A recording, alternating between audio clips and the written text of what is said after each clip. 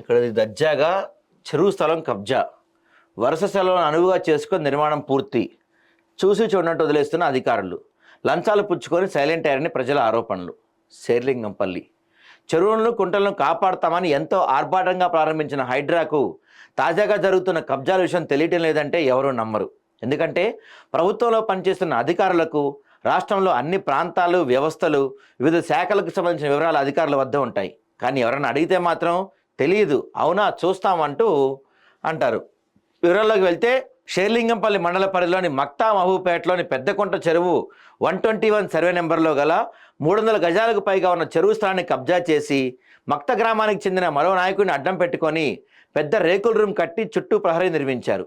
ఎక్కడ కబ్జా జరిగినా వెంటనే చర్యలు తీసుకునే అధికారులు వారికి మామూలు అందడంతో సైలెంట్గా ఉన్నారని ప్రజలు ఆరోపిస్తున్నారు.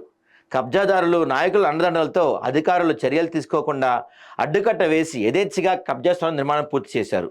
వరుస సెలవులను అదునుగా చేసుకొని వరుసలలో రావడంతో కబ్జాదారులు కలిసి వచ్చారని చెప్పాలి. వెంటనే నిర్మాణం పూర్తి చేసి రంగులు వేసి పాత నిర్మాణాల్లో కలిపేసే ప్రయత్నం చేసి అధికారుల కళ్ళకు గంతలు కట్టారు. మరి సుందరీకరణ ఎక్కడా?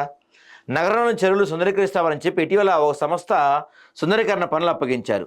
ఇదే అదునుగా భావించిన కబ్జాదారులు తమ అక్రమ నిర్మాణాన్ని సుందరీకరణ పేరుతో సుందరించుకున్నారు. సుందరీకరణ పేరుతో కబ్జాలను ప్రోత్సహిస్తున్నారని గ్రామస్తులు ఆరోపిస్తున్నారు. ఈ విషయం ఇరిగేషన్, టౌన్ ప్లానింగ్, రెవెన్యూ అధికారులకు తెలుసునని, అందరినీ డబ్బులతో మేనేజ్ చేసి అందరికీ వాటాలిచ్చి కబ్జా చేశారని, ఈ విషయంలో అన్ని శాఖల అధికారులు తమకే అనుకూలంగా ఉన్నారని సదరు కబ్జాదారులు చెప్పడంతో అర్థమేంటో వారికి తెలియాలని ప్రజలు వాపోతున్నారు. ఇప్పటికైనా ప్రభుత్వం, అధికారులు కబ్జా స్థలాన్ని కాపాడాలని పర్యావరణవేత్తలు కోరుతున్నారు. హైడ్రా ఇలాంటి పట్టించుకోదుగా. చెరువులను, కుంటలను కాపాడుతామని కొన్నాళ్ళు హైడ్రా పేరుతో అక్రమ నిర్మాణాలు కూల్చివేసి ఇప్పుడు సైలెంట్ అయ్యారు. నీటి వనరులను పెంచడం కోసం ఏర్పాటైన హైడ్రా ఎక్కడా అని ఇరిగేషన్ అధికారులు చెరువును కాపాడటం కోసం ఎలాంటి చర్యలు తీసుకోకపోవటం ఆంతర్యం ఏంటని గ్రామస్తులు ప్రశ్నిస్తున్నారు. ఇదంతా అధికారులకు తెలిసే జరుగుతుందని, అందుకే హైడ్రా అధికారులు పత్తా లేకుండా పోయారని ఆరోపిస్తున్నారు.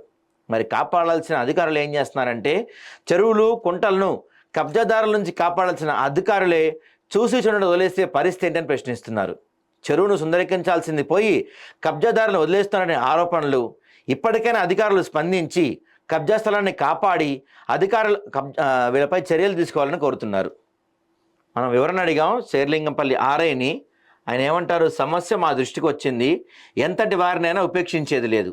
ఇరిగేషన్ అధికారులతో కలిసి సర్వే చేసి బాధ్యులపై కఠినంగా వ్యవహరించి చర్యలు తీసుకుంటామని చెప్తున్నారు శ్రీనివాస్ గారు. చూడాలి మరి ఎప్పుడు తీసుకుంటారో చర్యలు.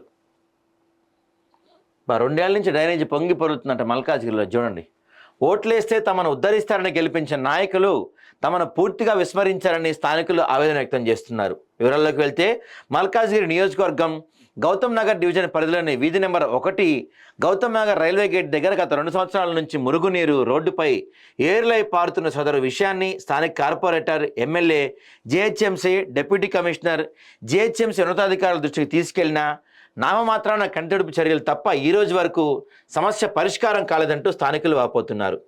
నిత్యం రోడ్డుపై పొంగి పొర్లుతున్న మురుగునీళ్ళలో నుండి నడిచి వెళ్తున్నామని తెలిపారు. రైల్వే గేట్ పడ్డప్పుడల్లా తమ కాలనీలో నుండి వచ్చే వాహనదారులు మురుగునీళ్ళలో నుండి వెళ్ళేటప్పుడు అటుగా ఆగి ఉన్న వాహనదారుల మీద మురుగునీరు పడడంతో సదరు వాహనదారులు వాగ్వాదానికి దిగుతున్నారు. ప్రస్తుతం మోరిలో సజావుగా వెళ్లాల్సిన మురుగునీరు రైల్వే స్థలంలోకి చేరి చిన్న చెరువులా మారింది. దీంతో అటుగా వెళ్ళి వస్తున్న వాహనదారులు ఈ మురుగునీరు దుర్వాసనతో ముక్కు మూసుకోవాల్సిన పరిస్థితి ఏర్పడుతుంది. స్థానిక ప్రజాప్రతినిధులు, అధికారులు స్పందించకపోవడంతో గోరంత పని కొండంతగా మారిపోయింది. మరి ఇప్పటికైనా వీళ్ళు పట్టించుకుంటారా? 2 ఏళ్ళ నుంచి జరుగుతుందంట అక్కడ. ఎప్పటికి పట్టించుకుంటారండి?